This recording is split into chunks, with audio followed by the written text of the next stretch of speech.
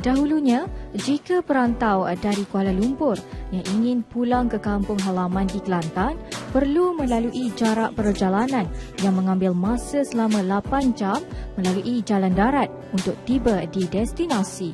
Waktu lama yang diambil untuk tiba di destinasi nyata meletihkan, malah lebih memenatkan sekiranya menjelang musim perayaan kerana pertambahan kenderaan hingga menyebabkan kesesakan yang teruk. Dengan pengumuman Perdana Menteri memanjangkan projek landasan kereta api laju Pantai Timur ECRL hingga ke Pengkalan Kubur merupakan berita gembira buat kira-kira 50,000 penduduk kawasan di sempadan Malaysia, Thailand.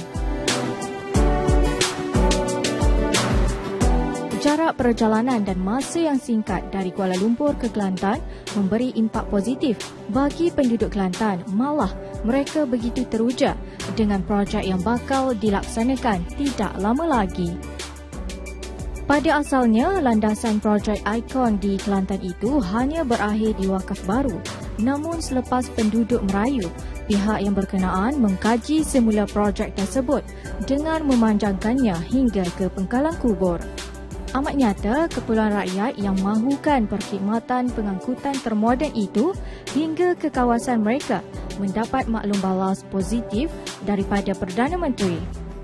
Bagi Adun Pengkalan Kubur, Mak Razi Ma'air, keputusan Kerajaan Persekutuan itu umpama satu hadiah yang tidak ternilai harganya buat penduduk yang memerlukan lebih banyak pembangunan dilaksanakan di kawasan mereka.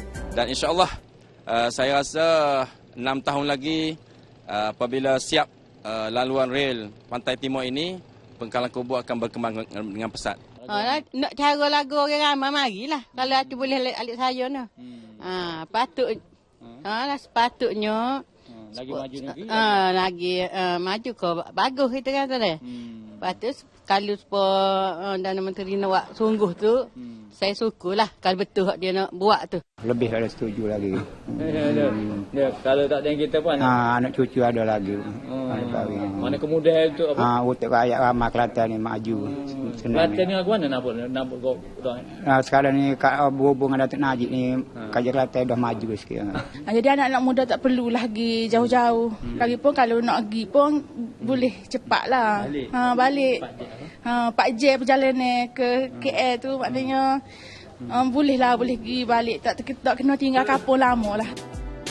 Pada 12 Mac lalu, Datuk Seri Najib berkata tambahan landasan itu tidak akan menjejaskan jadual pelaksanaan projek ECRL.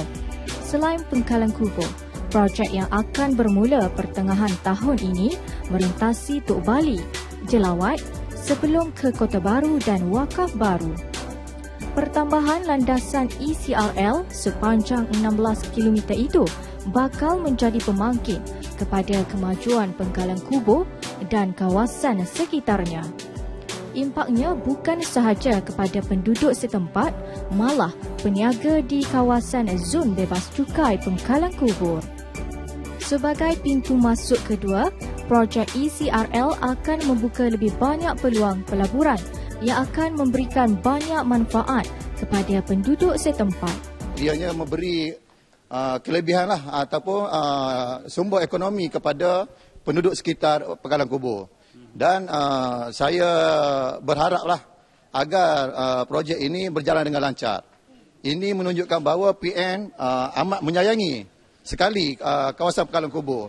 Sebab itulah PM mengumumkan. Wonderful. Kalau nak buat hak tu, kalau nak buat macam yang apa yang nak di Datuk Najib cakap, alhamdulillah, memang saya setuju.